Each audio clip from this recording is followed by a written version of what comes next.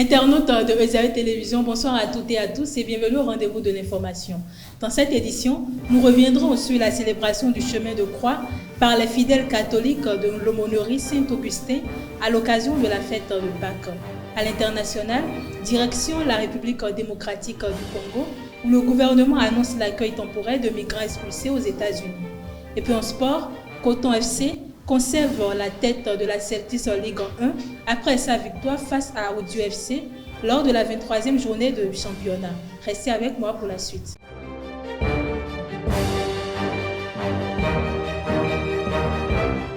Bonsoir chers internautes. Dans le cadre de la fête de Pâques, les fidèles catholiques de l'aumônerie Saint-Augustin ont célébré le chemin de croix dans la ferveur et le recueillement. Entre mise en scène et procession, retour sur un moment fort de la foi chrétienne. Mouidine Lawani Elvi Kongbeto pour le reportage. À l'occasion de la commémoration du chemin de croix, les fidèles catholiques de la paroisse Saint-Augustin de Parakou ont répondu présents dans un esprit de recueillement et de méditation. Tout a débuté par une mise en scène retraçant les moments de la condamnation de Jésus-Christ. Entre accusations, jugement et souffrance, les acteurs ont su replonger les fidèles dans les dernières heures du Sauveur. Je le déclare devant tous. Je ne suis pas responsable de la mort de cet homme. C'est vous qui l'avez voulu. Je m'en lave les mains. Après cette entrée en matière, place à la marche. De station en station, les participants ont suivi le parcours symbolique. Prières, chants et méditations ont accompagné cette procession. Apprends-nous à porter notre croix et à te suivre. Pour les responsables religieux, cette célébration est un temps de rappel et de conversion. Le chemin de la croix, c'est un souvenir que nous faisons de la souffrance de Christ. Mais en même temps, ça peut être une réalité pour la personne qui la vit réellement. Pour la personne qui est présente et qui vit ce moment avec spiritualité, avec recueillement. Pendant ce chemin de croix, on peut parfois avoir des guérisons. Donc cela arrive. Donc c'est un souvenir et en même temps lorsqu'on le vit réellement, c'est une présence, c'est une réalité qui s'opère dans notre vie. Le chemin de croix n'est jamais quelque chose de vieux, d'ancien, d'achevé. Mais c'est quelque chose qui se renouvelle chaque fois. Quelque chose, j'allais dire une réalité qui se renouvelle chaque fois, qui actualise la passion, mort, et résurrection aussi du Christ, puisque sa mort ne s'achève pas au tombeau, c'est en vue de la résurrection. Alors c'est une invitation à une grande forme d'humilité, n'est-ce pas, à un anéantissement de notre personne, pour que nous aussi, au cœur de chacune de nos souffrances, nous puissions nous rappeler la souffrance du Christ et ne pas échapper à la croix et à la souffrance, mais la porter résolument en nous disant que c'est à la suite du Christ et que cette souffrance et cette croix que nous portons ne s'achèvera pas sans une résurrection. Parmi les fidèles, l'émotion est palpable. Certains se disent particulièrement marqués par la représentation du Christ portant sa croix. La chute de Jésus. Jésus qui est tombé 3 fois, mais on a constaté que toutes les 3 fois, il s'est relevé et a continué le chemin. Cela a beaucoup captivé mon attention. Le deuxième point, c'est lorsque Jésus a rencontré les femmes de Jérusalem. Il lui a demandé de pleurer plutôt sur elles-mêmes et sur leurs enfants. Je pense que là, Jésus nous invite à ne pas s'apitoyer sur son sort, mais plutôt à nous relever, à penser à nous-mêmes, à nos enfants, à nos frères et sœurs qui souffrent. Ne regardons pas seulement vers Jésus, regardons vers ces petits Jésus, ces Jésus de tous les jours qui sont à nos côtés et qui vivent à côté de nous. Après la croix, la lumière. Les fidèles se tournent désormais vers la Pâque, symbole de résurrection et d'espérance. Chaque quartier a ses réalités. L'insécurité grandissante, l'insalubrité persistante sont entre autres les mots qui ne laissent indifférents. Le quartier Arafat de Parakou en est une illustration où les habitants élèvent leur voix pour faire entendre leurs préoccupations face à ces conditions de vie. Le reportage avec Jean-Éclair et Héroïne Papanam. Le quartier Arafat où siège l'université de Parakou UP est devenu au fil des années le principal lieu de résidence de nombreux étudiants. Mais derrière la tranquillité apparente du quartier se cache une réalité inquiétante liée à l'insécurité. Les habitants rencontrés dressent un constat préoccupant. Arafat, c'est dangereux. Arafat égale dangereux. Arafat, c'est synonyme de danger. Dans le quartier ici, on constate trop de fiefs de voleurs, des cas toujours de vol. Ils sont là, hein, ceux qui dictent leur loi dans le quartier et on ne peut rien. Ils sont là. Tu es dans ta maison, un voleur passe, il te surveille comme si tu l'as embauché pour être ton vigile. C'est pour mener des calculs, venir te voler. C'est ce qu'ils font. Et on est là, bon, un peu de courage seulement. Et on est là quand même, on fait ça avec. Le quartier n'est pas totalement sécurisé, pas du tout. Puisque à partir de, disons, même dans la journée comme ça, on peut rentrer ta chambre, prendre tout ce que tu possèdes. Surtout à partir de la nuit, donc on ferme tout. Bon, depuis que moi je suis venu à Arafat, parce que j'étais à Bandicam, j'ai quitté pour Arafat. Je suis venu, je n'ai même pas fait un an. En même temps, ils m'ont ciblé, on dirait. Et dans ma chambre, ils ont volé mon argent. Et moi, je suis boursier. Et quand j'ai pris mon allocation, je ne sais pas si ils ont une manière de sentir que tu as quelque chose. Et c'est comme ça, ils m'ont ciblé, ils sont venus dans ma chambre, ils ont pris mon argent. Et c'était 160 000. Ouais. Et en dehors de ça, ils ont pris encore mon bouffeur, mon ventilo et en plus mon appareil téléphone. Ouais. Il y a toujours de l'insécurité totale, ce qui fait que moi-même, je n'arrive même pas à rester tranquille. À chaque fois, je dois penser aux voleurs et penser aussi à comment faire pour étudier. Donc tout ça là m'embrouille. Il y a des moments où même dormir paisiblement me rend mal à l'aise. Parce que je pense aux voleurs, même dans mes rêves, je pense souvent aux voleurs. Tout quartier à Paraguay est né sur un plan. Sur un plan, je peux dire que les autochtones de ces carrés, ou bien les habitants de ces carrés, ou bien de ces quartiers, on ne peut pas manquer le vol dedans. Le vol est primordial. Vous êtes d'accord avec moi? Si c'est le vol, c'est presque dans tous les quartiers. Si c'est le vol, c'est presque dans tous les quartiers. Il y a ici le vol que les gens font, le vol de cabri, vol de portable, vol de tout que les gens font. À Arafat ici. L'année passée maintenant, ils sont venus ici un matin. Au temps de la chaleur là, ils sont venus, ils ont ramassé tout dans la chambre ici. Portable, argent, ventilo. Et même un sac, il y a les documents, ils pensaient qu'ils ne savaient pas il y a quoi dedans. Ils ont pris les documents, ils sont partis avec. Ouais, notre moto a été volée. Forci, les Janana, ça a été volé. Maintenant, on va aller voir qui. Tout ça, c'est l'insécurité dont on parle. Ça. On a été victimes, on ne peut pas parler, mais c'est trop. Et nous ne sommes pas les seuls. Les voisins, toujours, chaque jour, il doit y avoir un forfait dans le quartier ici. Et il y a des endroits où tu ne peux même pas passer. C'est eux qui imposent les lois là-bas. Tu passes, on t'arrête, on prend ton portable. Tu veux résister un peu, on te botte. Au marché, tu as dit bam là. Au-delà de cette situation, d'autres difficultés viennent compliquer le quotidien. La question de la salubrité se pose avec insistance. Des rues envahies par les déchets, environnement peu entretenu. À cela s'ajoutent les coupures répétées d'électricité qui perturbent les activités et accentuent l'inquiétude des riverains. Premièrement, le quartier est un peu proche du campus, donc ça nous réduit un peu le coût pour les déplacements. Maintenant, dans le quartier, bon, parfois ça nous dégoûte.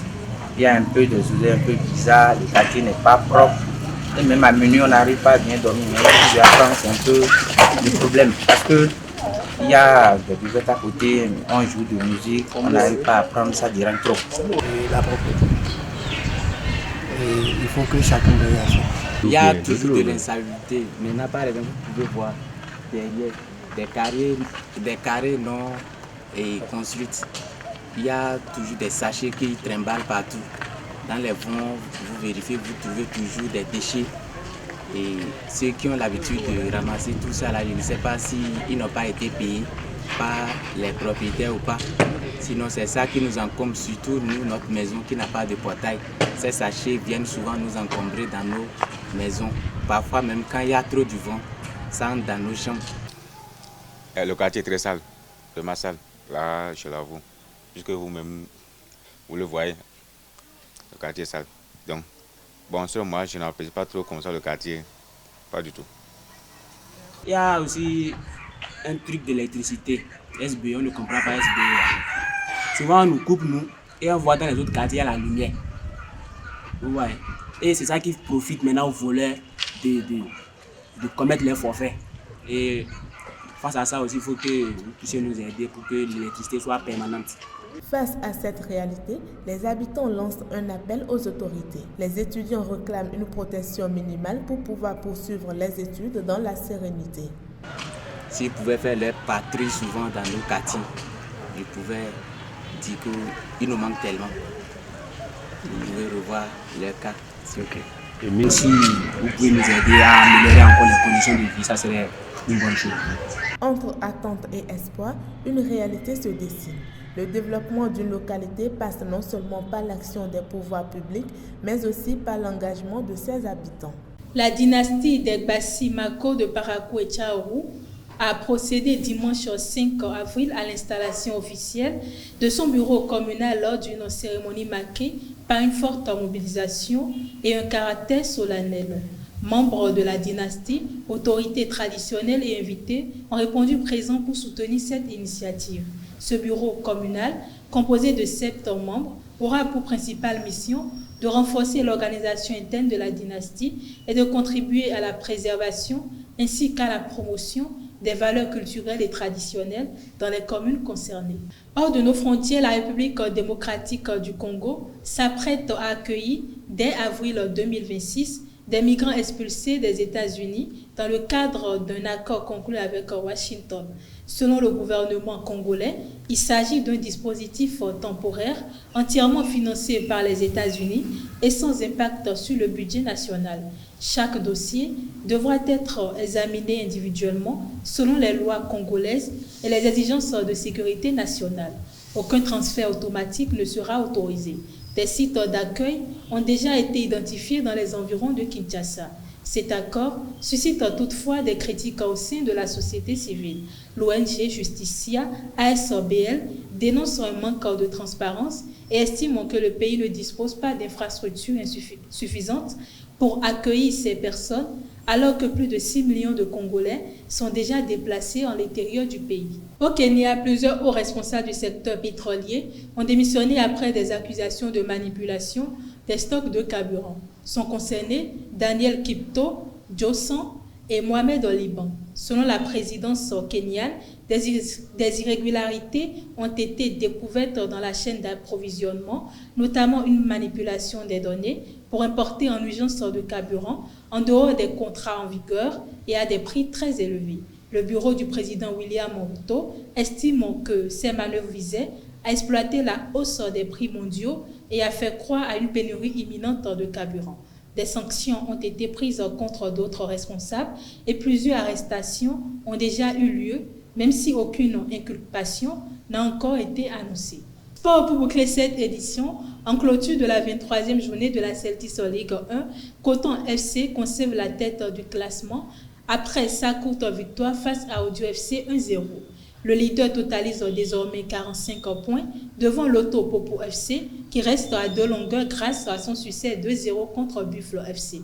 Dans le haut du tableau, Sobema FC conserve la 3e place malgré son nul vierge face à Dragon FC. Plusieurs autres rencontres se sont soldées par des scores nuls, notamment entre AS Cotonou FC et Dynamo AB FC, ainsi qu'entre Damissa FC et Aïma FC. La bonne opération de la journée est signée Espoir FC, vainqueur à l'extérieur de Dadje FC 2-1. De son côté, USS Krake FC a surpris Aspac FC sur le score de 1-0. En bas de tableau, la situation devient de plus en plus préoccupante pour Cavalier FC et Dadji FC, respectivement 17e et 18e du classement. Enfin, sur toute l'étendue du territoire béninois, le ministère des Sports continue de miser sur la formation pour préparer la relève. À travers le projet Jeunes Officiels, l'Office béninois du sport scolaire et universitaire forme des élèves et étudiants au métier du sport dans les 12 départements du pays. Arbitrage, coaching, reportage sportif ou encore secourisme. Les bénéficiaires sont appelés à acquérir des compétences clés pour leur avenir. Abdou Aziz Deyami Abdoulaye, directeur départemental des sports du Borgou, donne plus d'explications sur ce projet au micro d'Elvi Kongbe et Mouidine Lawani. Chaque discipline a son jeune officiel. Les 10 corps dans lesquels la formation se déroule sont, entre autres, on a l'arbitrage football, l'arbitrage handball, l'arbitrage volleyball, l'arbitrage basketball. Ça fait les 4 corps en ce qui concerne les scolaires, les élèves. Les étudiants ne composent pas un arbitrage. Lorsque le match se déroule, on n'a pas des arbitres, mais qui sont ceux qui sont les maîtres du terrain? On parle du sélectionneur ou du coach. Ce coach, il faut forcément un technicien qui gère une équipe. C'est lui qui est en tête de cette équipe, c'est lui qui sait combien de joueurs vont monter sur le terrain, qui seront les remplaçants, qui va jouer tel rôle, tout. Donc, on l'appelle le coach. On a également 4 corps de métier en ce qui concerne le coaching, toujours au niveau du projet Jeunes Officiels. Donc le coaching football, le coaching handball, le coaching volleyball, le coaching basketball. Ça, ce sont des étudiants qui composent dans ces corps de métier. Arbitrage plus coaching, ça fait 8 corps de métier. Il reste 2 corps de métier. Au cours d'un match, on ne souhaite pas, si un athlète ou un joueur a une difficulté ou tombe ou quelque chose, comme on dit, un incident arrivait, il faut aller rapidement apporter les premiers secours. Et ces premiers secours, ce sont les secouristes. On a le secourisme aussi au niveau de ce projet. Jeunes Officiels, ça fait 9 corps. Le 10e corps, lorsqu'un match se déroule, je pense si rien ne se dit, il n'y a pas un commentaire pour situer les téléspectateurs ou les auditeurs ou les supporters pour comprendre ce qui se passe. Il faut qu'il y ait quelqu'un qui parle. Il dit, ah, c'est tel joueur, ici, ce qui vient de se passer, telle action, le remplacement de ci ou de ça. Celui qui parle pour que le public puisse entendre. Vous verrez même que parfois, si le commentateur est bon, les gens veulent suivre le match ou la compétition dont il s'agit. Il y a le corps de reportage sportif qui concerne les reporters sportifs. Donc là, ce sont les journalistes. Voilà, en résumé, les 10 corps de métier qui concernent le projet Jeunes Officiels de cette édition, voire l'année dernière également, du ministère des Sports. Après cette deuxième étape, il y a la troisième étape. La troisième étape concerne le stage professionnel de 6 mois. Ce stage professionnel se déroulera après cette formation qui prend fin demain samedi.